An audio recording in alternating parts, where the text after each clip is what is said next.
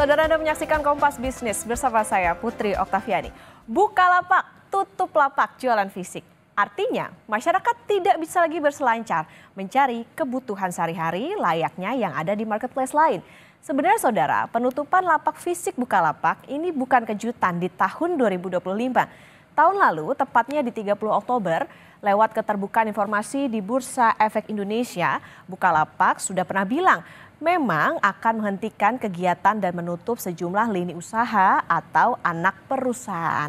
Tetapi saat itu memang tidak ada detail usaha mana yang akan ditutup. Di Januari inilah baru ketahuan. Ternyata yang ditutup justru etalase utama marketplace. Kita ke data selanjutnya, kapan tutup dan apa yang tersisa. Nah ini. Masih memakai keterbukaan informasi saat itu, manajemen Bukalapak sudah melakukan peninjauan berulang terhadap prospek beberapa segmen bisnis. Diputuskanlah harus ada langkah restrukturisasi agar bisnis semakin strategis. Yang terbaru, Bukalapak mengumumkan 9 Februari ini adalah akhir segala pelapakan kebutuhan rumah tangga seperti makanan, baju, handphone, skincare, perlengkapan bayi, sampai deterjen dan obat nyamuk. Pokoknya yang fisik itu terakhir di 9 Februari. Nah 10 Februari 2025 hilang. Ini bagi pembeli. Kalau bagi penjual per 1 Februari sudah tidak bisa lagi menambah produk baru. Pesanan yang tidak diproses sampai 2 Maret mendatang secara otomatis akan dibatalkan dan dana akan di-refund melalui buka dompet. Apa sih yang tersisa? Nah, Bukalapak itu hanya akan menjual produk-produk virtual. Misalnya nih, token listrik, bayar internet, paket data, dan BPJS Kesehatan juga ketenagakerjaan. Masalahnya nih saudara, layanan seperti ini pesaingnya tuh bukan hanya di marketplace. Layanan perbankan via mobile banking juga punya fasilitas ini. Nah pertanyaannya nih, apakah Bukalapak masih bisa survive? Nanti kita tanya ke analis. Yang pasti, perusahaan yang dulu didirikan Ahmad Zaki ini memang terus bergulat dengan kerugian. Berapa besar? Kita ke data selanjutnya. Nah ini dia, rugi bersih Bukalapak. Kami mengambil sumber dari laporan keuangan Bukalapak. Ini secara year on year atau secara tahunan. Di 2021 ada di 1,67 triliun. 2022 ya naik tipis ya, 1,97 triliun. 2023 turun 1,37 triliun. Dan di 2024 597,35 miliar di Januari sampai September. Artinya kalau kita lihat di sini memang relatif ada penurunan yang cukup signifikan. Nah, Techwinter adalah tantangan bagi perusahaan teknologi di Indonesia, termasuk si Bukalapak ini. Techwinter saudara merupakan kondisi kenaikan biaya modal yang memaksa investor memperketat seleksi investasi mereka untuk memaksimalkan pengembalian investasi. Atau syukur-syukur bisa ngejar untung dan menurunkan resiko. Jadi kalau dulu di awal meledaknya startup kita tahu ya banyak angel investor berburu atau berlomba-lomba cari tempat investasi. Nah Techwinter ini berkebalikan alias mengerem bahkan menghentikan aliran investasi. Konsumen jangan lupa, dulu kebiasaan marketplace atau penyedia platform adalah bakar duit. Kasih subsidi, biaya ina-inu buat menggait traffic.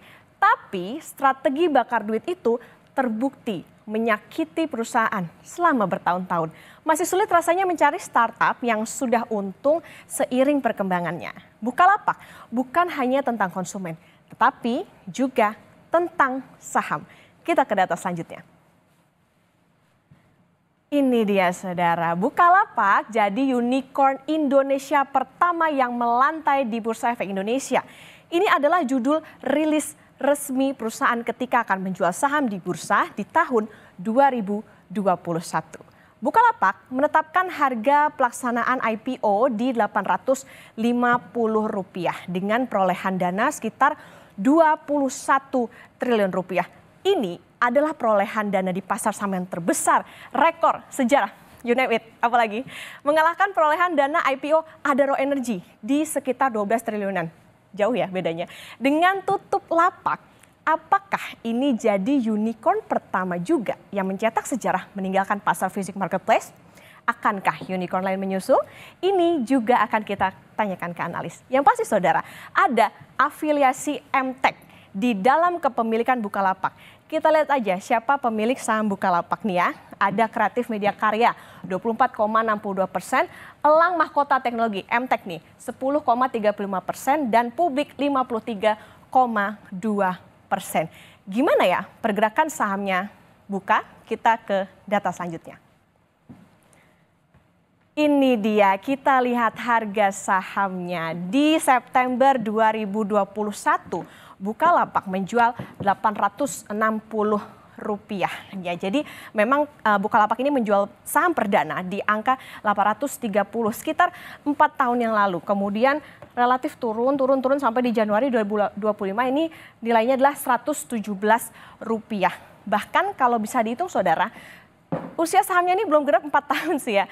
Mengacu data di bursa, uang IPO yang tadi ini belum semua terpakai. Masih ada sekitar 8 triliunan rupiah yang mengendap di obligasi.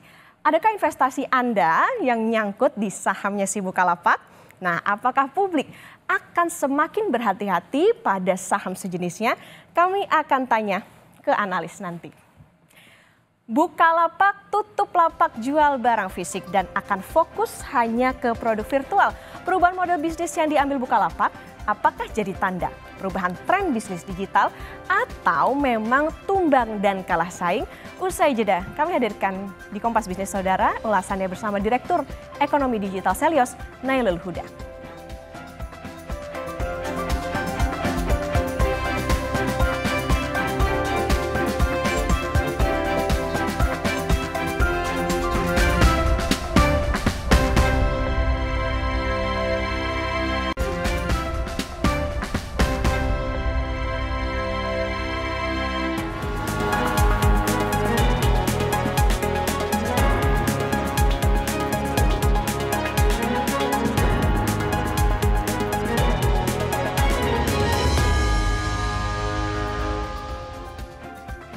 Bukalapak tutup lapak jual barang fisik dan hanya akan jualan produk virtual. Bukalapak menyebut hal ini sebagai langkah strategis untuk transformasi bisnis. Perubahan model bisnis Bukalapak, apakah jadi tanda tren bisnis digital berubah atau memang Bukalapak tumbang dan kalah saing? Sudah bergabung Direktur Ekonomi Digital Selyos, Nailul Huda. Mas Huda, selamat pagi. Selamat pagi, Mbak. Oke, Mas Huda, kalau kita melihat bagaimana yang terjadi di Bukalapak, sebetulnya seperti apa sih iklim bisnis e-commerce saat ini? Seketat apa persaingan antar e-commerce? Ya, saya membaginya kepada dua layar utama dan ada satu layar tambahan sebenarnya. Ketika kita melihat dari besaran bisnis, memang layar pertama ini masih diduduki oleh Shopee dan Tokopedia, TikTok gitu. Nah, kemudian layar kedua itu ada Lazada, Blibli, dan Bukalapak tentunya. Nah, tapi memang di layar kedua, jika ingin mereka masuk ke layar pertama dengan bersaing dengan Shopee dan TikTok Tokopedia, ini cukup berat. Karena apa? Karena butuh biaya yang cukup besar, Mbak. Nah, ini yang kita lihat sebenarnya masyarakat Indonesia ini kan masih price oriented consumer ya, artinya masih mementingkan harga gitu. Kita nggak sama mungkiri, saya pribadi pun masih sama gitu kan, bahwa harga ini menjadi variabel utama dalam hal pembelian barang ataupun jasa. Nah, ketika ada satu startup yang dia tidak bisa mendapatkan pendanaan, ini tentu mereka akan kesulitan untuk bersaing, untuk compete dengan para pesaingnya. Seketat itu memang, dan memang salah satunya lagi adalah ditopang oleh inovasi. Nah, inovasi yang dilakukan oleh pesaingnya itu sangat-sangat tinggi sekali. Ada program affiliate, ada program live shopping dan sebagainya yang ini tidak dimiliki oleh Bukalapak. Makanya Bukalapak sekarang jauh tertinggal dibandingkan dengan pesaing-pesaing yang memang dulu sangat ketat sekali bersaingnya, tapi sekarang Bukalapak nampaknya akan jauh dan sudah menutup lapaknya untuk penjual. Oke, berarti bisa dikatakan sebetulnya bukan hanya soal permodalannya aja gitu ya, tapi bagaimana inovasi, kemudian juga adaptasi soal tadi ada live shopping dan lain-lain, kemudian juga bagaimana perang yang harga yang ditawarkan begitu Mas Huda. Ya, tentu baik lagi ketika perusahaan itu ataupun startup itu dia memiliki dana yang cukup, inovasi itu sangat mudah Oke, nah dilakukan sebenarnya. Kita oke. lihat sebenarnya. Ya, ya. Ya, Mas Huda, kalau kita mengingat juga kan memang ada tren bakar duit nih yang dilakukan e-commerce di Indonesia. Taruhlah di awal-awal juga kan banyak yang kasih bonus, kupon dan juga gratis ongkir dan lain-lain. Nah, gimana sih sebetulnya tren bakar duit ini, apakah masih berjalan sampai saat ini? Kemudian apa resikonya tutup sebelum profit? Ya, kalau kita lihat tadi tren bakar uang ya. Kalau kita lihat sebenarnya ini kan sangat terkait dengan karakteristik dari platform dan juga dari konsumen. Nah, konsumen kita yang price oriented consumer tentu bisa melihat informasi harga barang di toko A, toko B, platform A, dan platform B. Nah, kita bisa membandingkan harganya. Nah, ketika kita bisa membandingkan harganya, otomatis sebenarnya harga ini akan menjadi patokan utama bagi konsumen untuk memilih sebuah barang. Ini tidak terlepas juga dari karakteristik dari platform yang dimana mereka masih membutuhkan pendanaan. Inilah yang saya sebutkan sebagai lingkaran dari platform ini yang dia susah untuk keluar dari lingkaran bakar uang. Platform itu butuh untuk lebih banyak konsumen. Untuk apa? Untuk meningkatkan valuasi. Valuasi meningkat, itu dia akan mendapatkan pendanaan. Nah, pendanaan digunakan lagi untuk bakar uang. Makanya ini saya sebut sebagai lingkaran setan untuk bakar uang. Makanya ini kalau saya bilang harus ada pet sebenarnya bagi setiap perusahaan untuk bisa mengambil profit. Misalkan ada dia tetap bakar uang masih ada tapi dikurangi ataupun mereka selected consumer yang dia mendapatkan promo dan sebagainya. Yang ini bisa dilakukan untuk bisa menghindari mereka terjebak bakar uang terus gitu. Nah, ini yang sebenarnya tengah tren terjadi walaupun kita masih masih melihat beberapa e-commerce itu masih bakar uang dan ini yang terkait dengan permodalan juga. Kita tahu pesaing lainnya itu mendapatkan fresh money dari perusahaan maupun dari IPO ataupun dari model bisnis lainnya. Nah, ini yang tidak terjadi di Bukalapak sepertinya. Oke, resikonya tutup sebelum profit apa, Mas Huda? Ya, tentu kalau kita lihat risiko yang paling besar dihadapi oleh Bukalapak itu penurunan harga saham pastinya. Kita lihat harga saham Bukalapak ini turun gitu kan, memerah, yang ini akan menimbulkan pasti dari sisi investor retail itu akan melepas saham dari Bukalapak karena dinilai ini tidak sesuai lagi dengan apa yang dilakukan di awal ketika itu Bukalapak menjadi pesaingnya e-commerce. Sekarang Bukalapak hanya menjual produk virtual di mana produk virtual pun itu juga ada persaingan yang ketat juga di situ. Oke, berarti bisa ditangkap bahwa dengan tadi resiko penurunan harga saham, apakah para investor ini jadi agak takut gitu untuk nantinya ke saham-saham yang ya seperti Bukalapak ini bergerak di sektor e-commerce? Ya, kalau kita lihat sebenarnya ini sangat terkait dengan individu perusahaannya ya, bahwa perusahaan ini dia bisa mengelola dengan baik apa yang didapatkan di IPO atau tidak gitu kan.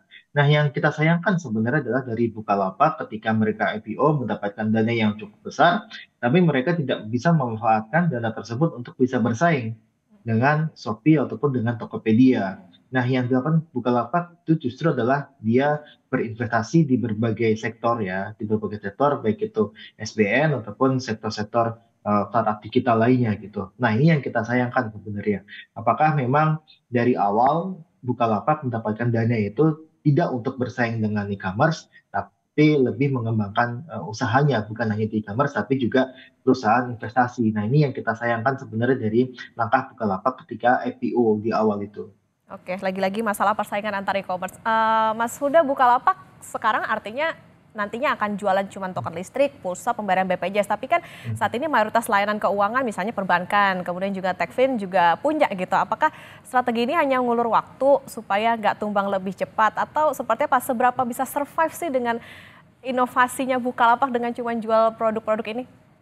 Ya, yang saya lihat dari berbagai statement ya untuk dari Bukalapak sendiri yang terkait dengan kinerja sahamnya, saya melihat ada beberapa statement yang menyebutkan Bukalapak akan fokus di bisnis offline-nya. Mitra Bukalapak. Mitra Bukalapak sebenarnya juga salah satu yang bisa memberikan pendapatan yang cukup besar bagi Bukalapak sebenarnya. Nah, terkait tadi dengan layanan virtual produk gitu kan. Itu juga yang akan jadi challenges bagi Bukalapak karena bukan hanya dari sisi fintech ataupun perbankan yang mempunyai layanan yang sama, tapi beberapa toko penyedia token gitu ya, termasuk juga PLN-nya, itu juga memiliki aplikasi yang di dalamnya itu juga ada jual beli juga di situ. Nah, artinya adalah ini persaingan akan semakin luas lagi, bukan hanya dengan e-commerce, tapi juga dengan para penyedia langsung. Dan pulsa pun sekarang juga banyak aplikasi yang dimunculkan dari provider telekomunikasi itu sendiri. M3 punya, sorry, Indosat tuh punya, Telkomsel juga punya, dan sebagainya lah. Nah, ini yang kita rasa akan challenge-nya di situ. Nah, saya berpikir bahwa kemungkinan besar ini Bukalapak akan fokusnya malah ke perdagangan offline-nya dengan produk mitra Bukalapaknya. Karena kalau kita lihat dari sisi pendapatan mitra Bukalapak ini menjadi penyumbang yang cukup besar dan dia tidak ada eh, tidak tidak memunculkan biaya marketing yang cukup besar sebenarnya. Ketika kita melihat offline yang sudah besar, offline yang sudah kuat di mitra Bukalapaknya, itu bisa dijadikan sebagai peluang bagi Bukalapak untuk bisa mendapatkan pendapatan yang lebih besar. Tapi ini lagi-lagi, ini akan menjadi challenge juga karena Bukalapak sudah memang terkenal dengan e-commerce. Bagaimana mereka bisa menghighlightkan mereka adalah offline commerce melalui mitra Bukalapak, itu tentu akan menjadi tantangan ke depan bagi Bukalapak. Oke, ini harus diwaspadai juga atau bisa jadi catatan untuk Bukalapak terutama bagaimana persaingan juga justru akan menjadi lebih besar gitu dengan produk yang akan mereka jual tadi ya, produk-produk ya pulsa, BPJS dan lain-lain. Mas sudah kita pakai data Bank Indonesia, transaksi e-commerce itu naik sejak tahun 2017, puncaknya di 2022, tapi memang di 2023 ada penurunan. Apakah ini karena daya beli masyarakat yang menurun atau ada fenomena apa nih di e-commerce di tahun-tahun ini?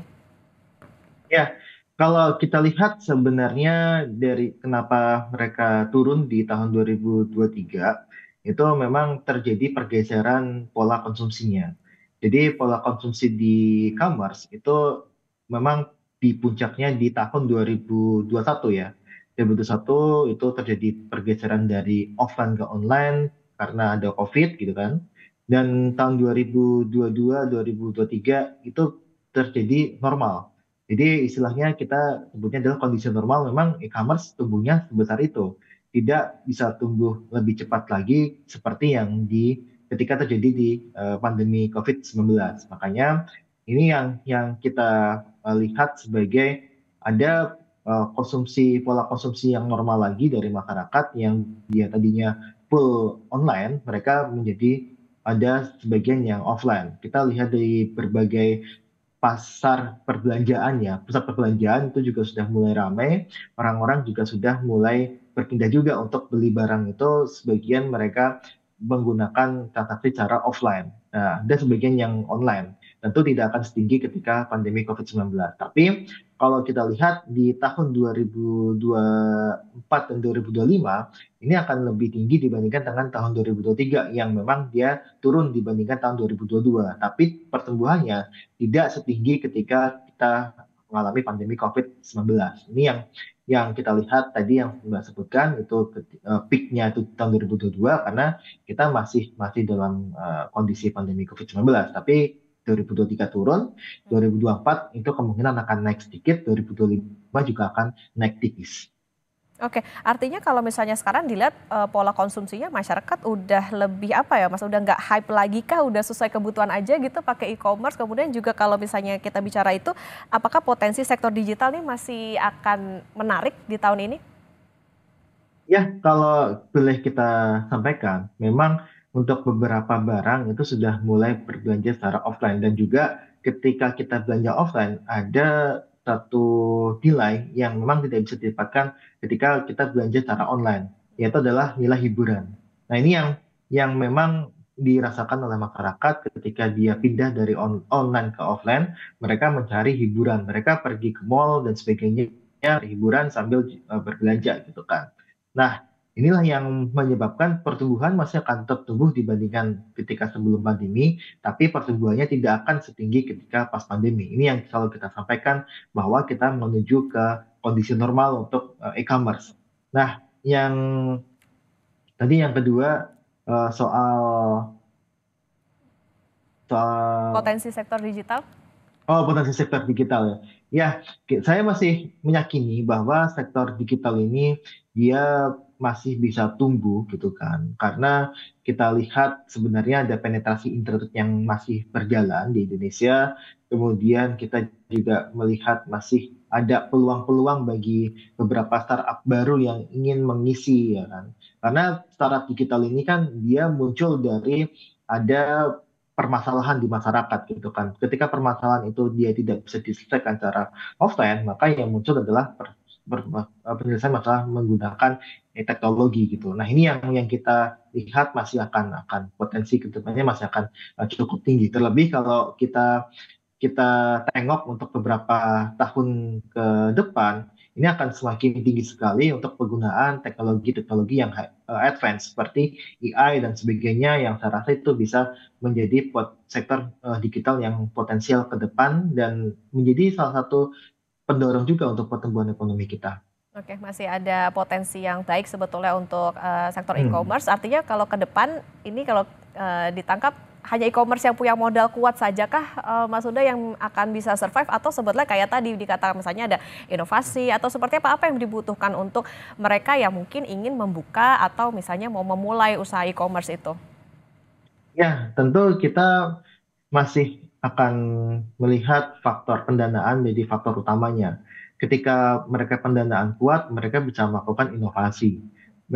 Ketika mereka pendanaan kuat, mereka bisa menggunakan marketing strategi bakar uang yang memang masih cukup diandalkan gitu.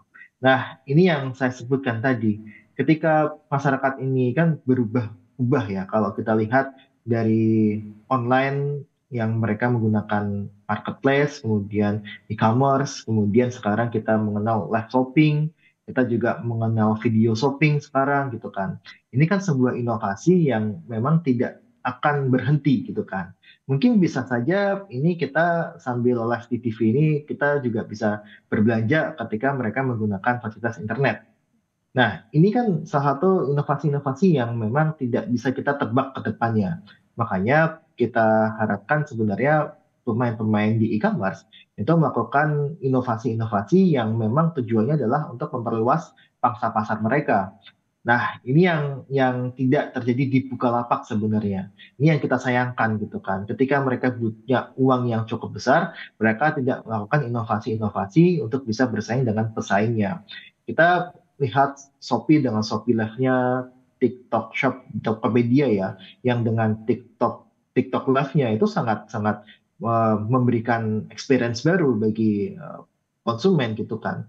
Dan juga ketika mereka membeli pun dengan harga yang murah gitu. Nah, makanya ini yang saya sebutkan ya tadi benar, pendanaan ini jadi utama dan dengan pendanaan yang kuat, inovasi juga bisa mengikuti. Jadi istilahnya ini yang pendanaan ini masih menjadi key factor lah untuk ke depan bagi mungkin sebagian besar ya produk digital kita termasuk e-commerce. Oke, baik. Jadi lagi-lagi bukan perkara siapa modal besar, siapa modalnya kecil, tapi itu tadi ya inovasi bagaimana membaca pola konsumsi dari masyarakat yang selalu berubah-ubah karena sekarang kan juga udah banyak ada live shopping, ada affiliate.